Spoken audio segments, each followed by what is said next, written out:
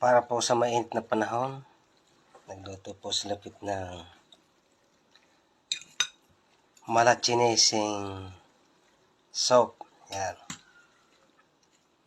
Ang mais, baka, okra. Sarap po yan mga kalupit.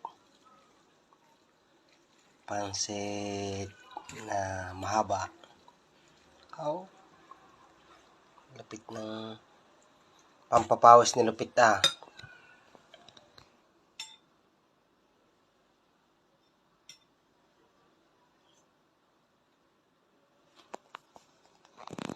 Siguradong papawisan ka nito sa panahon ng tag-init. Yan. Malupit talaga yan. Pampapawis.